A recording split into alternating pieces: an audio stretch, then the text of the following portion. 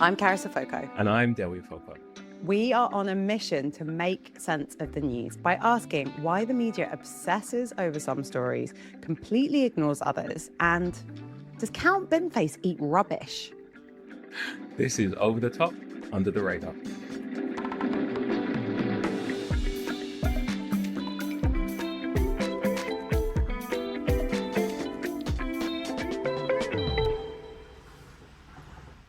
Welcome back. Our co-host this week is Dewi Afoko, a writer, web developer, and my brother. Welcome back, Dewi. Good to be back. How are you? Good. Glad the podcast is, 50% Welsher. Is it 50% Welsher? I don't know. Well, it depends what maths we're doing on that, right? Are we acknowledging that? No, we're not acknowledging any. There's a dirty family secret there that none of you will ever hear. Too dark. So yeah, 50% Welsher. Oh, no, 100% Welsher, right? Because if it was, I'm as Welsh as you are. We've doubled the amount of Welshness. I think we're showing that neither of us are particularly mathematically literate. Hey, speak for yourself. I'm a maths guy. Like, no, right. It's 100. It's 100. It's 100% more Welsh. Yeah, I'm basically, I don't know if you have seen, but what I'm trying to do nowadays is not have weather chat because I feel like the heat wave's been going on for so long now, like it's just getting ridiculous. And also the last time I saw someone, they said, "How are you?" And I said, "Sweaty." And he was like, "You're always sweaty." And I was like, that's not a good brand. It's because I think that's how, when people ask how I am, I just say I'm sweaty. How did you let that slide? Like, did you at least roast him? Did I roast him? Or was that inappropriate? I was like, well, I just kind of like, how are you not sweaty? You're just being dishonest. Well, then, Carys, you did roast him. It just doesn't register with you as roasting someone. I like to roast people, as you know. It's the right thing to do. So we're out here. We're not talking about the weather because what's the point? It is what it is at this point, keeping it moving. Dewi and I have taken a look at this week's news agenda and we have each picked one story the media has gone over the top on and one story we think has flown under the radar and not been talked about enough. And Dewi, you are going to start us off. My over the top this week is Nigel Farage and the Clacton by-election. I know you guys discussed it last week on the pod, but it's a story that obviously is going to keep going until the by-election happens.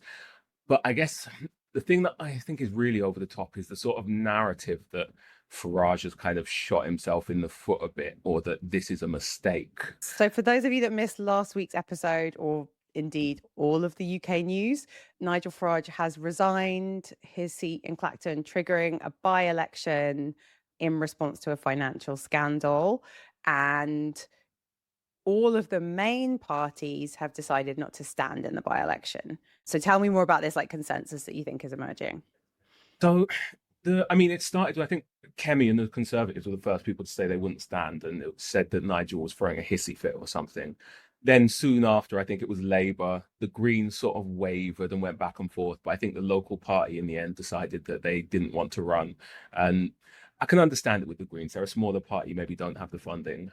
But there's this idea that Nigel Farage has explicitly painted the narrative as him versus the establishment. And this sudden appearance where all of the major parties who always run everywhere, they don't just run where they can win, they don't just run where they won't ruin something for a candidate with similar views, they've all said they won't stand. And I think there's a lot of inward looking within the Westminster bubble, so I include the sort of journalists that are around there and everyone involved with the major political parties, but they're the ones that look like they're doing something. It looks, the fact that no one else is running, yes, Nigel called a by-election he didn't need to, but it looks like a conspiracy where I don't really think one exists. I don't think they will talk to each other and decided this together. I think this is how it came out. But if Nigel Farage and Reform prey on people who aren't super politically engaged, just the man down the pub type, right? And I don't know that the optics of this look like they think it does. And I'm concerned about that because I just think it's a really bad strategy. And yeah, sort of a dereliction of duty from the major political parties in not running a candidate there. It's an interesting take. I mean, I think it's an obvious over, but yeah, I think it's an interesting take because you're right. Farage triggered the by-election very quickly. We assume without coordination, but kind of following suit, all these parties said, we're not going to stand. But I think you're right that I do think something happens with Farage and his supporters where there's the conversation that mainstream media and political journalists are having.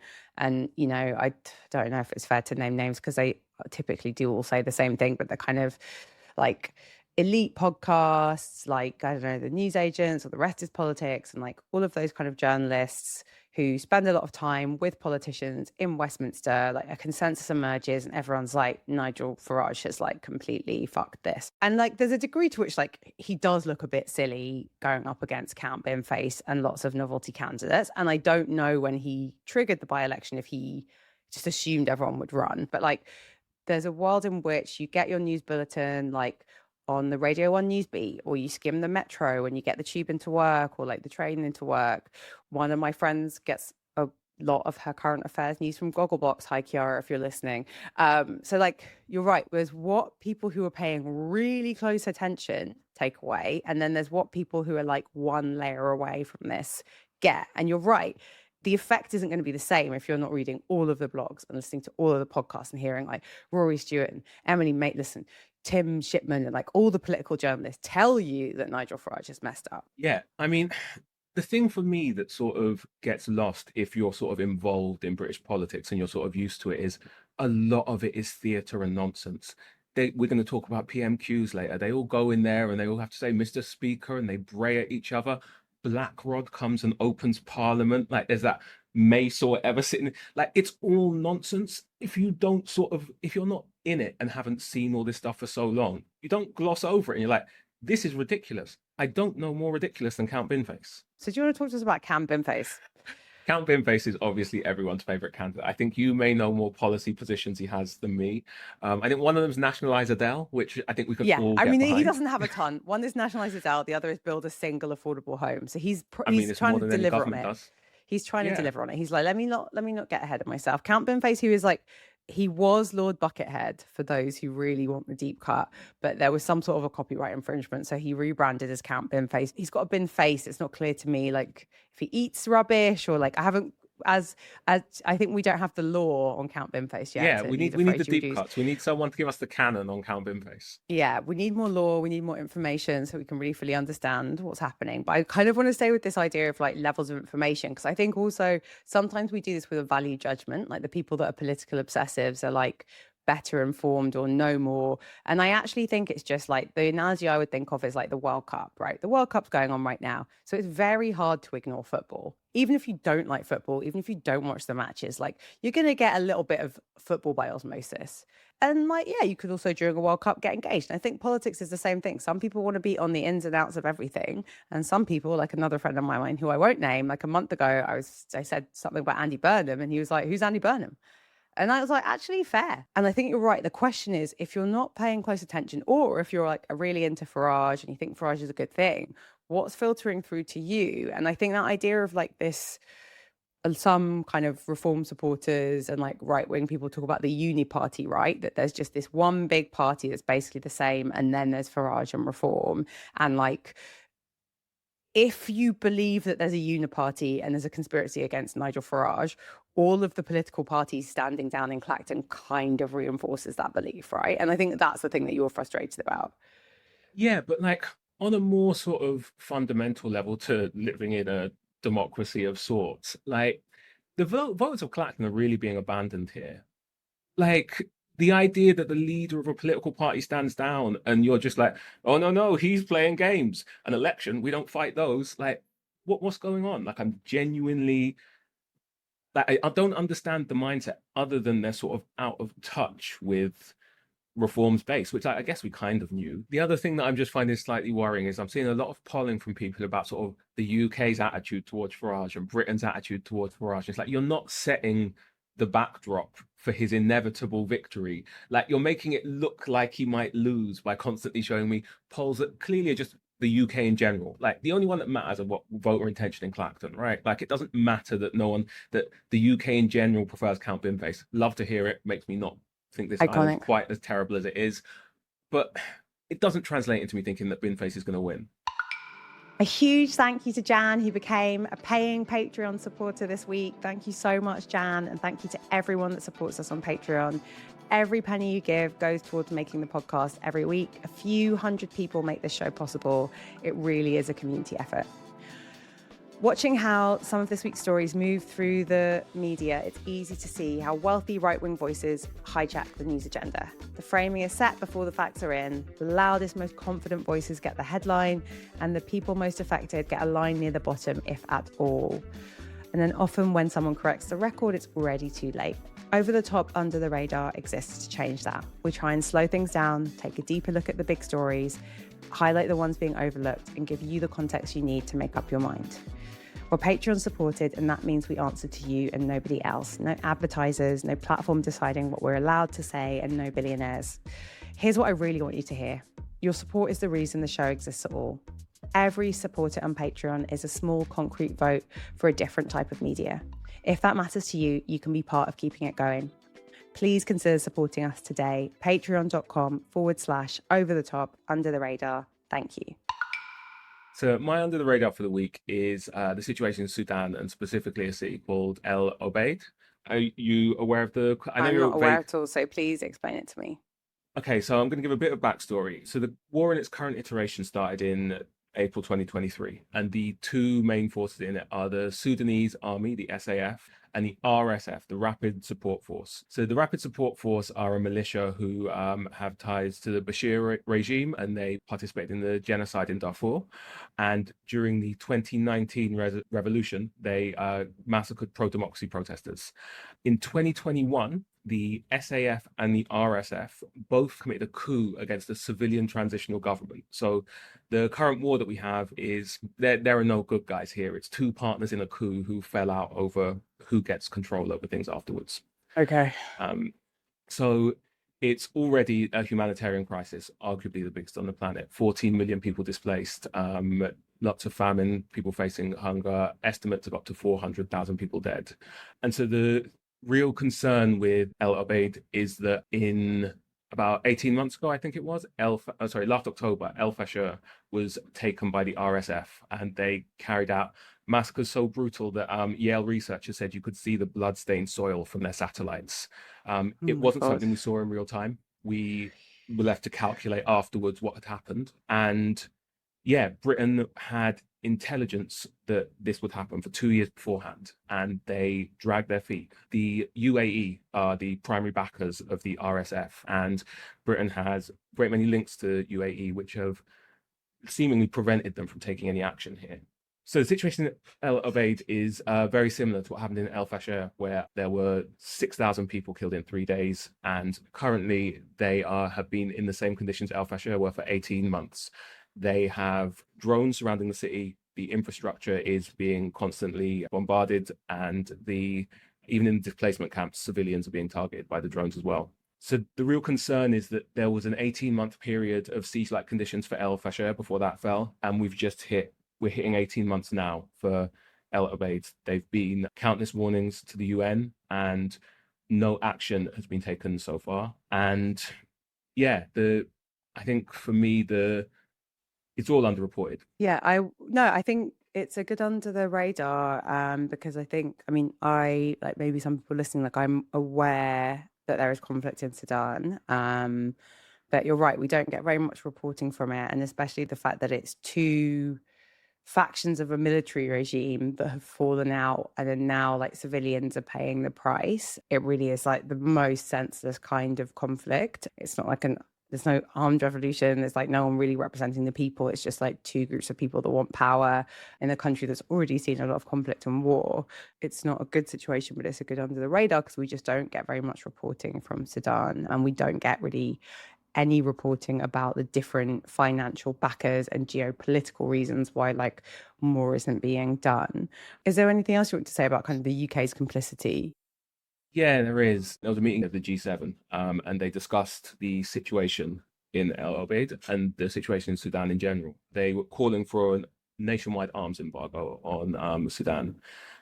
The problem with this is the UK are the pen holder at the UN Security Council for things that are currently going on in Sudan. For anyone that doesn't know, if you're the pen holder, that means that you're the country that drafts motions and things like that, and you lead the international and coordinate efforts and sort of do any negotiations that need to happen behind the scenes. So the UK is responsible for coordinating the international response. They've had a lot of opportunity to say that there should be an embargo across all of Sudan, and they've not taken it. There's currently only one on Darfur. And it's hard And so not an to think, embargo would be no one is allowed to sell weapons to anyone in this region because we don't want the yeah. conflict to escalate.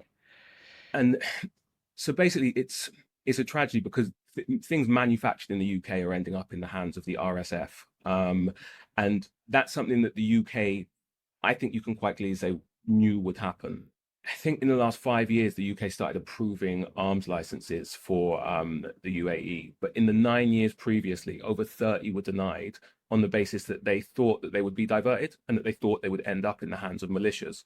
At some So we point, previously used to not the not UK give weapons to the UAE because we were like, you're going to sell it on to someone else, and we don't like who you're going to sell it on to.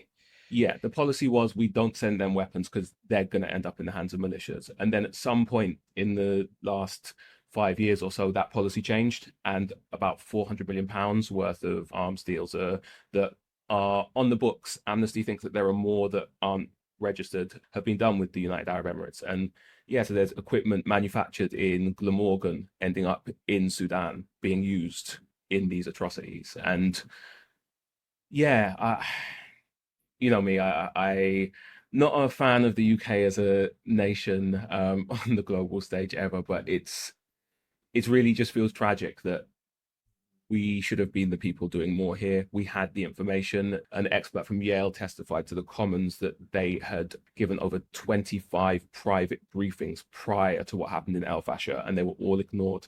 They called it the most accurately predicted humanitarian crisis in human history. And they're saying it's about to happen again.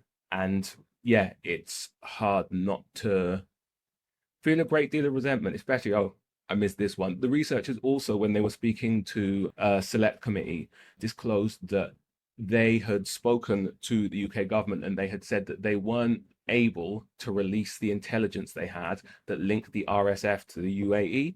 And they asked if they could release the data that they had because the UK government weren't willing to. So the UK government had been warned several times about these atrocities, and they actually, rather than releasing the fact that there is a link between the UAE and RSF, they refused to and asked Yale if they could release the information they had to the public so that the UK government didn't have to. Even the G7 thing, no mention of the UAE. They vaguely reference sort of external actors, but the real thing that would make a difference here is naming the UAE and there being not only sort of governmental pressure, but also social pressure. There's a couple of things here, right, that are important to be clear on. Like, the UK is complicit in a couple of ways. Number one, because it sounds like we have had intelligence that informs us of what is going to happen in the conflict, places that are going to be laid siege, people that are going to be killed. And then there's the other way, which is like we are manufacturing and selling arms that are ending up in Sudan.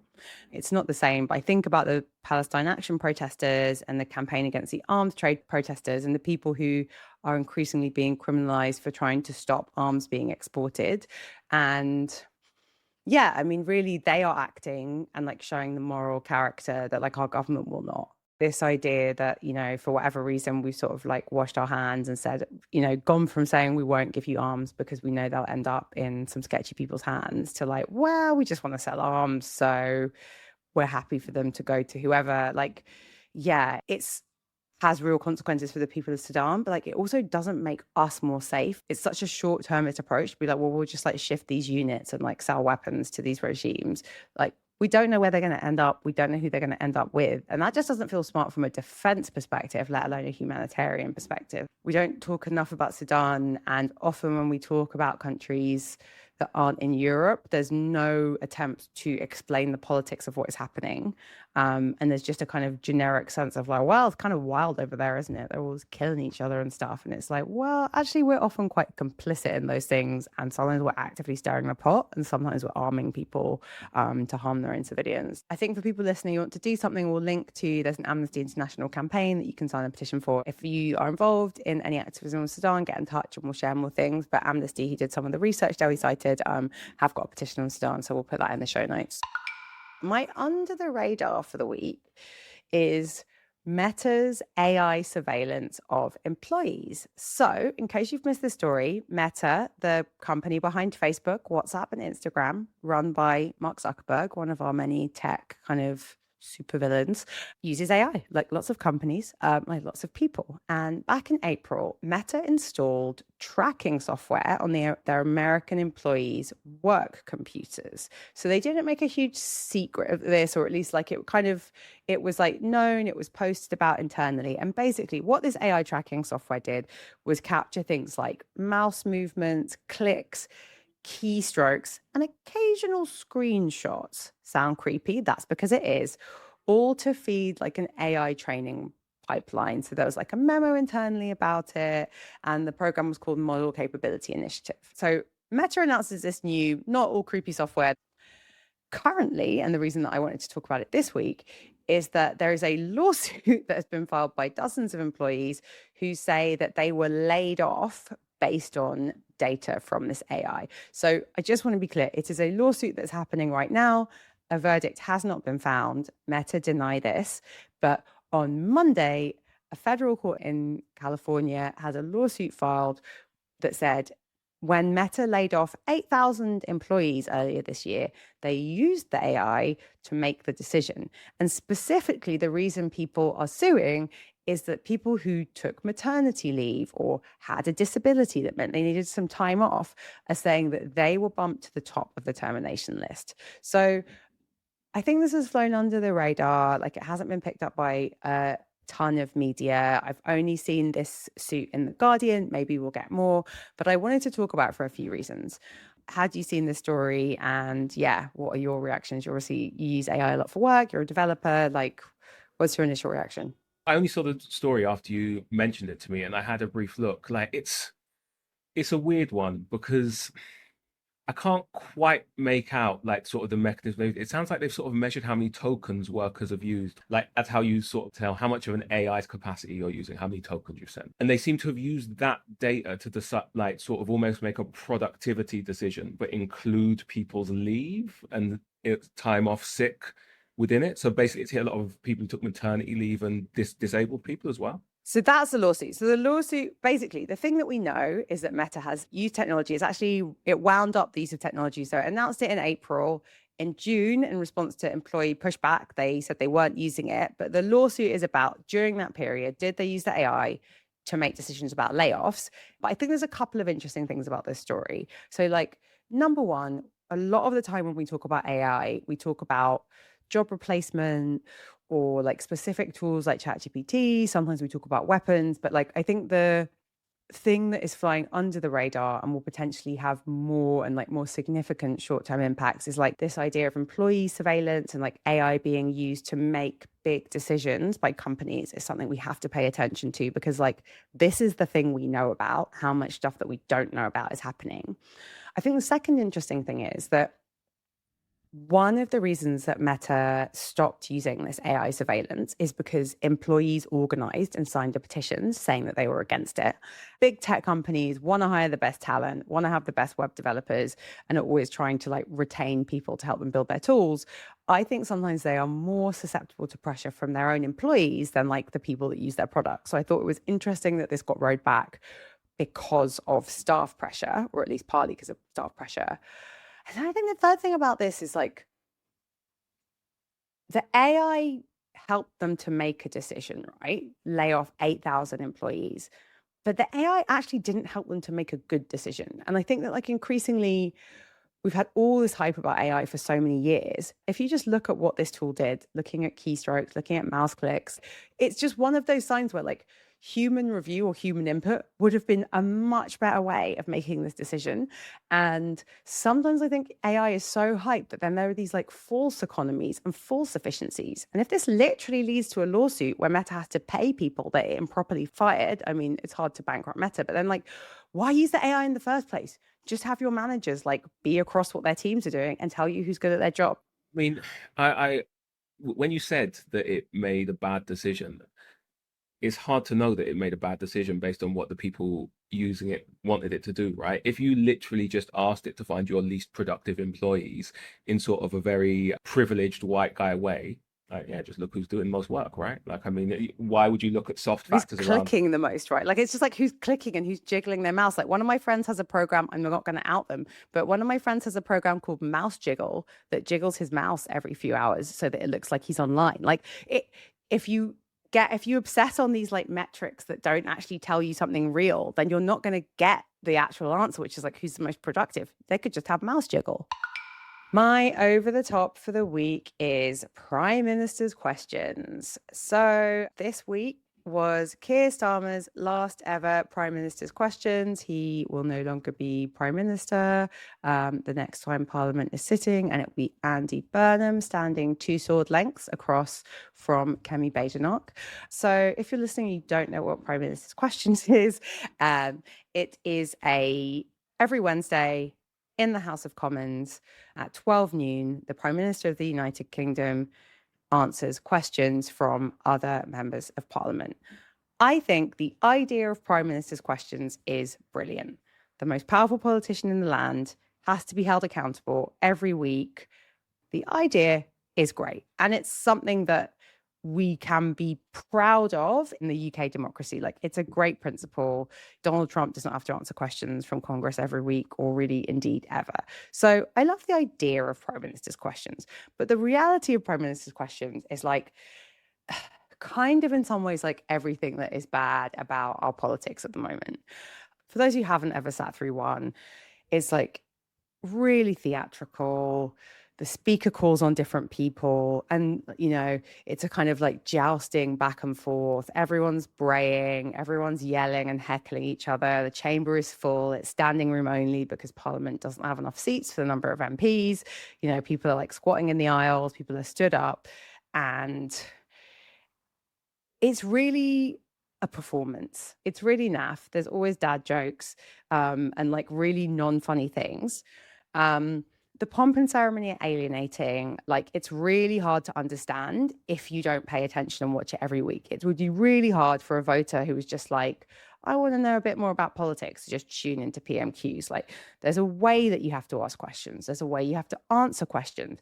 People are always addressing the speaker rather than speaking to each other directly, which like, if you follow politics, you know that that's the convention. But if you don't, it's just super weird and alienating. So I don't like the naffness. I don't like the performance. I don't like the pomp and ceremony.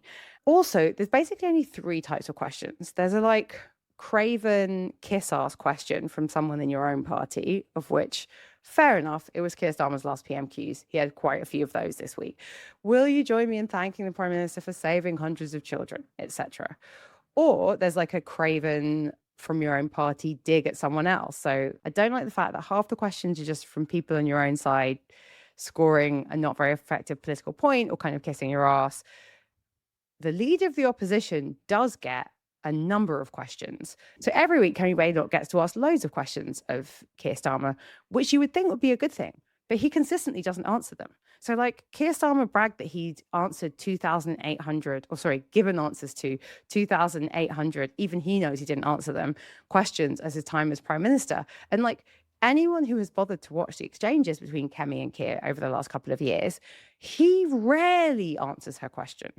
Like she gets 6 questions every week, and she often repeats questions as part of it because he doesn't answer them. What he likes to do more, and this is just a bugbear about Keir Starmer, there are lots of frustrating things about prime ministers, but Keir Starmer will regularly berate Kemi for the type of questions she's asked. So he won't bother to answer it. He'll be like, well, when I was leader of opposition, I never would have asked such a blah, blah question. And you're just like, okay, my guy, but can you answer the question? And then I think the final thing to say, I did work in Parliament for a Labour politician many years ago, and Chamber's kind of a toxic vibe. Like the House of Commons at PMQs is pretty horrific. The MP that I worked for one week was sat behind the then Labour leader Ed Miliband and had a top that was slightly low cut. And during Prime Minister's questions, her cleavage started trending on Twitter, and the Daily Mail started trying to investigate whose cleavage it was behind Ed Miliband.